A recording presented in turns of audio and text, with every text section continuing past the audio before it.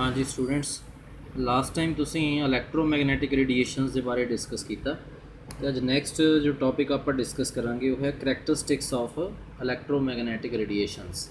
इलैक्ट्रोमैगनैटिक रेडिएशनस दियाँ की विशेषतावां होंदियां ने ये आप इत्थे डिस्कस करांगे अज।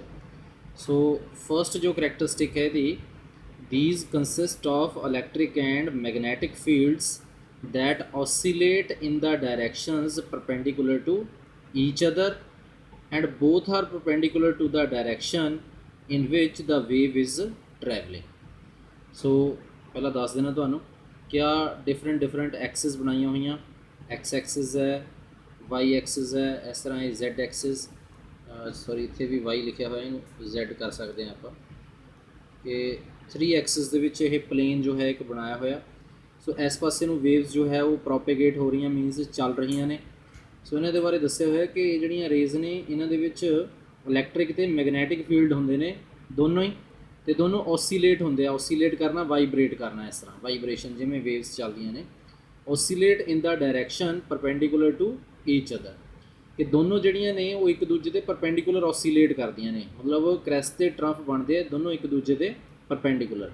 एक जोड़ा इलैक्ट्रिक फील्ड है वो इस तरह आ ट्रैवल कर रहा, ऑसीलेशन हो रही है, 2 डायमैंशनली शो की हुई है इस तरह। तो जो मैगनैटिक फील्ड है उसकी इस तरह ऑसीलेशन शो की हुई है, ये भी उस तरह क्रैस्ट के ट्रंफ बने हुए है। मीनस दोनों एक दूजे के परपेंडिकुलर होंगे जो ऑसीलेशनस होंदियां ने 90 डिग्री के। देख सकते हैं कि एक इधर जेड एक्सिस, इस पासे वाई एक्सिस, ये 90 डिग्री का कोण है। इत्थे देखने के सानू बेशक ये कोण घट लग रहा, बट 3 डायमैंशनली जो होंगे तो इस तरह एक्स एक्सिस, वाई एक्सिस तो जेड एक्सिस तिनों के आपस 90 डिग्री के कोण आते इन्हों। सो इस तरह ये इस तरह ऑसीलेशनस होंदियां ने इहदियां, ते इसदियां उपर तो नीचे नूं इस तरह ऑसीलेशनस दोनों एक दूजे के परपेंडिकुलर होंदियां। And both are perpendicular the direction in which the wave is travelling. दोनों भी एक दूजे के है भी परपेंडिकुलर है तो ट्रैवल भी परपेंडिकुलरली ही कर रही ने इस पासे नूं, जिस पासे नूं वेव्स प्रोपेगेट होंदियां ने, मीनस चलदियां ने। तो नैक्सट जो करैक्टरिस्टिक है second, all electromagnetic waves travel with the same speed. सारियां इलैक्ट्रोमैगनैटिक वेव्स जो होंदियां ने वह एक ही सेम स्पीड के नाल ट्रैवल करदियां ने।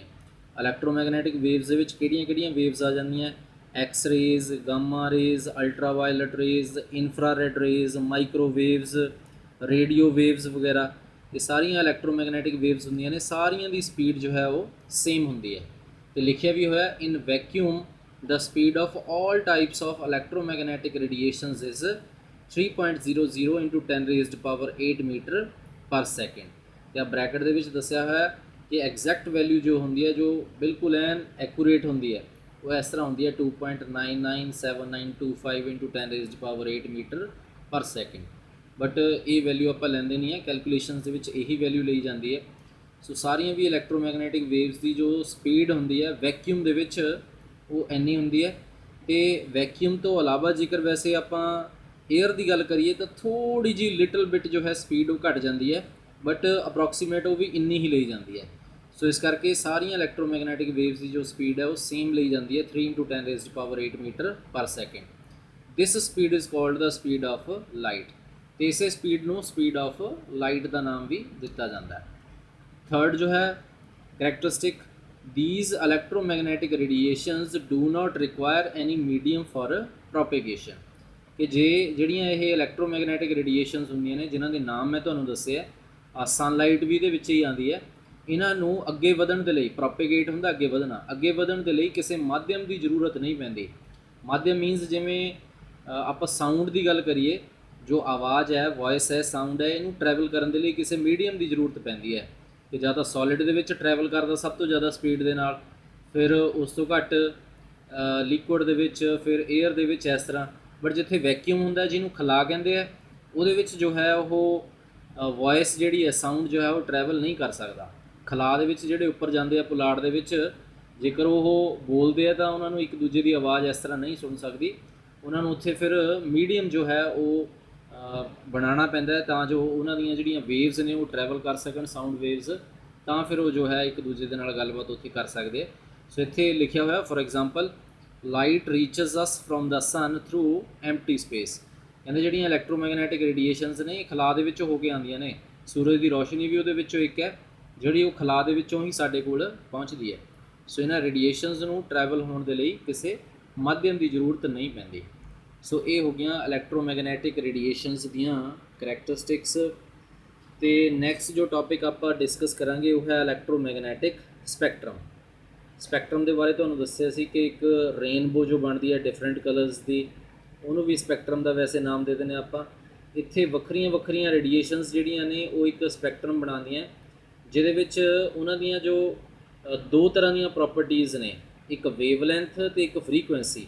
ਉਹਨਾਂ ਨੂੰ ਦੱਸਿਆ ਜਾਂਦਾ ਹੈ ਕਿ ਉਹ ਕਿਸ ਰੇਡੀਏਸ਼ਨ ਦੀ ਵੇਵਲੈਂਥ ਵੱਧਦੀ ਜਾਂਦੀ ਹੈ ਜਾਂ ਕਿਵੇਂ ਕਿਸ ਦੀ ਫਰੀਕੁਐਂਸੀ ਘਟਦੀ ਜਾਂਦੀ ਹੈ। ਉਸ ਅਰੇਂਜਮੈਂਟ ਨੂੰ ਇਲੈਕਟ੍ਰੋਮੈਗਨੈਟਿਕ ਸਪੈਕਟਰਮ ਦਾ ਨਾਮ ਦਿੱਤਾ ਜਾਂਦਾ ਹੈ। ਸੋ ਇੱਥੋਂ ਇਹ ਟੌਪਿਕ ਆਪਾਂ ਸਟਾਰਟ ਕਰਾਂਗੇ। The arrangement of different types of electromagnetic radiations in the order of increasing wavelengths or decreasing frequencies is known as electromagnetic spectrum।